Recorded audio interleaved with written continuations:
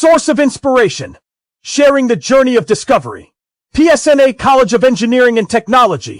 எதிர்க்கட்சியோட அமளியால நாடாளுமன்ற மக்களவை தொடங்கினதுமே முடங்கியிருக்கு. ராகுல் காந்தி அவர்களை பேச அனுமதிக்கல அப்படின்னு குற்றம் சாட்டி எதிர்க்கட்சியினர் அமளியில ஈடுபட்ட நிலையில மதியம் 2 மணி வரைக்கும் அவையானது ஒத்திவைக்கப்பட்டிருக்கு.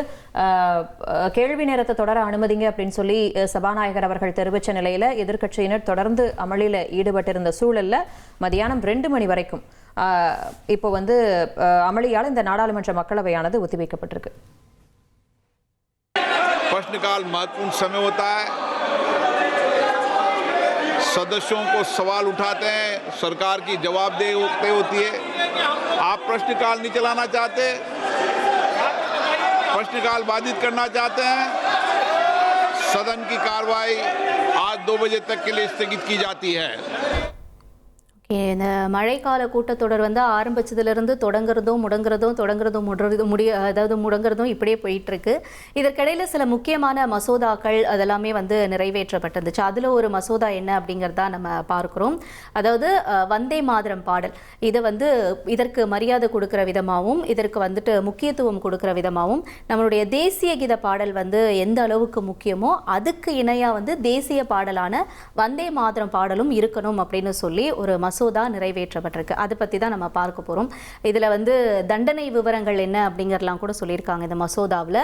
அதில் முக்கியமாக நம்ம பார்க்கக்கூடியது என்ன அப்படின்னு பார்த்தோன்னா, நம்மளுடைய தலைப்பே ஒருவேளை தேசிய பாடலை அவமதிச்சாங்க அப்படின்னா 3 ஆண்டுகள் சிறை அப்படிங்கிறத சொல்லப்பட்டிருக்காங்க. ஸோ இந்த மசோதாவில் என்ன எப்படி தாக்கல் செய்யப்பட்டுச்சு, என்னென்ன விஷயங்கள்லாம் குறிப்பாக வைக்கிறாங்க அப்படிங்கிறத நம்ம பார்க்கலாம். கட்சிகள் என்ன எதிர்ப்பு தெரிவிச்சிருக்காங்க, அதெல்லாம் நம்ம பார்ப்போம்.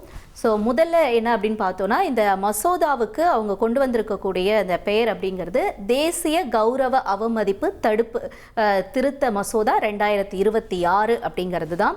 இது மாநிலங்களவையில் இப்போ நிறைவேற்றப்பட்டிருக்கு. பல்வேறு எதிர்ப்புகள் மத்தியிலையும் இப்போ நிறைவேற்றப்பட்டிருக்கு அப்படின்னு சொல்கிறாங்க. இது அடுத்த கட்டமாக எப்படி நகரும், இந்த மசோதாவினுடைய முக்கியத்துவம் என்ன அப்படிங்கிறத நம்ம முதல்ல பார்க்கலாம். ஸோ இந்த மசோதா அப்படிங்கிறது என்னன்னா, ஒருவேளை தேசிய பாடலான வந்தே மாதரம் பாடலை பாடுறத யாராச்சும் வேணும்னே தடுத்தாலோ இல்லை அவமதிச்சாலோ அவங்களுக்கு 3 ஆண்டுகள் வரைக்கும் சிறை தண்டனை விதிக்கப்படும். அதோட அபராதமும் விதிக்கப்படும் அப்படின்னு சொல்லப்படுது. ஒன்று சிறை தண்டனை இல்லைனா அபராதம். சில கட்டங்களில் இந்த குற்றம் சாட்டப்படக்கூடிய நபரோ இல்லை அந்த குற்றம் ரொம்ப தீவிரமாக இருந்துச்சு அப்படின்னாலோ இது ரெண்டுமே சேர்த்து விதிக்கப்படலாம் அப்படிங்கிறது ஒரு முக்கியமான விஷயமா பார்க்கப்படுது. இது என்னன்னா 1971 தேசிய கௌரவ அவமதிப்பு தடுப்பு சட்டத்தின் அடிப்படையில் அந்த சட்டத்தின் கீழே இந்த மசோதா கொண்டு வந்திருக்காங்க. இது என்னன்னா, அதாவது தேசிய கௌரவ அவமதிப்பு சட்டம் அப்படிங்கிறது தேசிய கொடி இல்லை தேசிய கீதம், இதற்கு முன்னாடி இது ரெண்டுத்துக்குமே இருந்துச்சு. தேசிய கீதம் அப்படின்னா பிரிவு 2ன்னு சொல்லுவாங்க, தேசிய கொடி அப்படின்னா பிரிவு 2ன்னு சொல்லுவாங்க, தேசிய கீதம் அப்படின்னா பிரிவு 3ன்னு சொல்லுவாங்க. இந்த பிரிவுகளின் கீழே யாராவது அவமதிச்சாங்க அப்படின்னா இல்லை தடுக்கிறாங்க அப்படின்னா இடையூறு செய்கிறாங்க அப்படின்னா அது தேச குற்றம் அப்படின்னு சொல்லப்படுது. இதுக்கான காரணம் என்ன அப்படின்னா, 1960 நமக்கு சுதந்திரம் கிடைச்சதுக்கு அப்புறமா இந்த விஷயங்களுக்கு மரியாதை அப்படின்னு இருந்துச்சு. ஆனால் சில போராட்டங்கள் அந்த சமயத்தில் நடக்கும் போது என்ன பண்ணியிருக்காங்க, இந்த தேசிய கொடியை அவமதிக்கிறது, இந்த போராட்டங்கள் அப்போ எரிக்கிறது, இந்த மாதிரியான நிறைய விஷயங்கள் நடந்திருக்கு. இந்த விஷயத்திலலாம் தடுக்கணும் அப்படின்னா இதற்கு ஒரு சட்டத்தை கொண்டு வரணும் அப்படிங்கிறதா. அந்த சட்டத்தின் அடிப்படையில் தான் இந்த 1971 தேசிய கௌரவ அவமதிப்பு தடுப்பு சட்டம் அப்படின்னு சொல்றாங்க. இது தேசத்தினுடைய இறையாண்மையை காக்கிறதுக்காக அப்ப விடுக்கப்பட்ட சவால் எல்லாம் அகற்றணும் அப்படிங்கிறதுக்காக கொண்டு வரப்பட்ட ஒரு திருத்தம் அப்படின்னும் சொல்லப்படுது. சரி, இந்த மசோதா சொல்றது என்ன அப்படிங்கிறத நம்ம அடுத்து பார்க்கிறோம். அதாவது வந்தே மாதரத்தில் இருக்கக்கூடிய 6 பத்திகளையும் பாடணும், கட்டாயமா பாடணும் அப்படிங்கிறது முதல் விஷயமா இருக்கு. அடுத்து அதே மாதிரி என்ன மாதிரியான அரசு நிகழ்ச்சிகள்லையும் தேசிய கீதம் நீங்க இசைக்கிறீங்க அப்படின்னா முதல்ல தேசிய பாடலை இசைக்கணும் இல்லை பாடணும். இது ரெண்டுமே கண்டிப்பா பின்பற்றணும் அப்படின்னு சொல்லப்படுது. அடுத்து தேசிய பாடல் தான் முதல்ல பாடப்படணும். இப்போ நிறைய விஷயங்கள் நம்ம தமிழகத்திலேயே நடந்திருந்துச்சு இல்லையா. நம்ம அதாவது முதலமைச்சர் அவர்கள் பதவி ஏற்கும் இருக்கும்போது கூட வந்து வந்தே மாதரம் பாடல் அதுக்கப்புறம் தேசிய கீதம், அதுக்கு அடுத்தபடியாக தான் தமிழ்தாய் வாழ்த்து பாடப்பட்டுச்சு. அப்போ கூட மாநிலங்கள் தரப்பில் நிறைய எதிர்ப்புகள்லாம் வந்து தெரிவிச்சிருந்தாங்க. ஆனால் இப்போ கொண்டு வந்திருக்கக்கூடிய மசோதா தேசிய பாடல் தான் ஃபஸ்ட்டு பாடணும், தேசிய கீதம் ரெண்டாவது, மூணாவது வந்து தமிழ்தாய் வாழ்த்தோ இல்லை அந்த மாநிலங்களினுடைய தேச பாடல் எதுவோ இருக்கோ அதை வந்து பாடலாம் அப்படிங்கிற மாதிரியான ஒரு மசோதாவை கொண்டு வந்திருக்காங்க. இதில் நிறைய கட்டுப்பாடுகளும் இருக்குது. வந்தே மாதரத்தை வந்து நின்ன நிலையில தான் பாடணும். நமக்கு தேசிய கீதம் வந்து எந்த அளவுக்கு நம்ம மரியாதை கொடுக்குறோமோ அதே மரியாதையை கொடுக்கணும் அப்படின்னு வந்து சொல்லப்படுது. ஆனால் இந்த மாதிரியான மசோதாக்கள் வரப்போகுது அப்படின்னு தெரிஞ்சதுமே வந்து நீதிமன்றங்களில் நிறைய வழக்குகள் வந்து பதிவு செஞ்சுருந்தாங்க.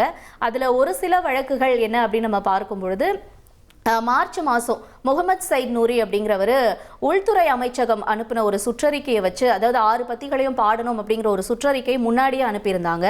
அந்த சுற்றறிக்கைக்கு வந்து எதிராக உச்சநீதிமன்றத்தில் ஒரு வழக்கு வந்து தாக்கல் செஞ்சிருந்தார்.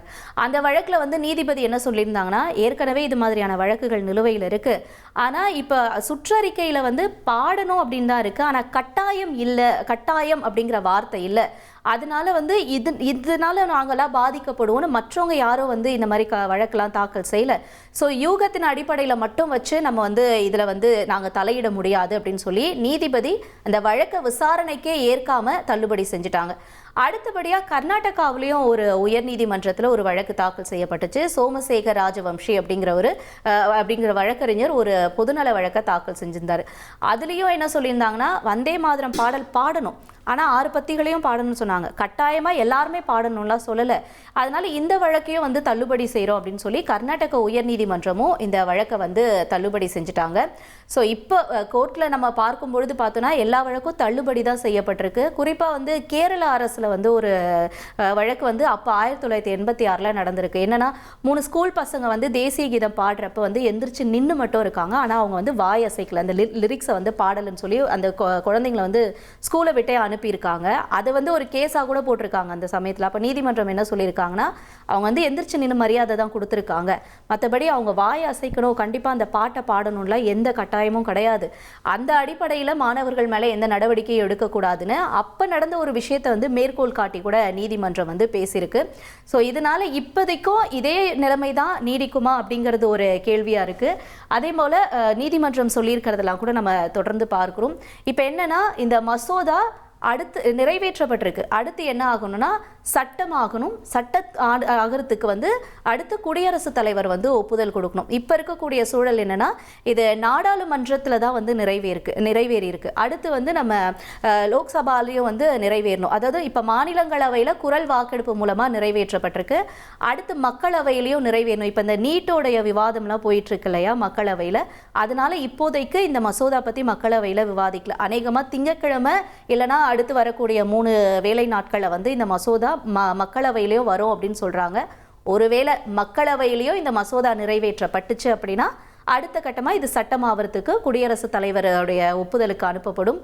அப்படி ஒப்புதலுக்கு வந்துருச்சு அப்படின்னா எல்லா அரசு நிகழ்ச்சிகள்லையும் வந்தே மாதரம் முதல்ல பாடணும், தேசிய கீதம் 2ஆவதாக பாடணும், தமிழ்தாய் வாழ்த்து 3ஆவதாக பாடணும்னு சொல்கிறாங்க. ஆனால் இதுக்கு எதிர்க்கட்சிகள் என்ன சொல்கிறாங்கன்னா, அரசு நிகழ்ச்சிகளில் அந்தந்த மாநிலத்தினுடைய பாடல் தான் நாங்கள் முதல்ல பாடுவோம், நீங்கள் இப்படி சட்டமாக்கிட்டீங்க அப்படின்னா அந்த மாநிலத்துக்கு இருக்கக்கூடிய மரியாதை என்ன ஆகுறது, அந்த பெருமை அப்படிங்கிறதுலாம் என்ன ஆகுறதுன்னு எதிர்க்கட்சிகள் தொடர்ந்து கண்டனங்களை வலுக்கிறாங்க.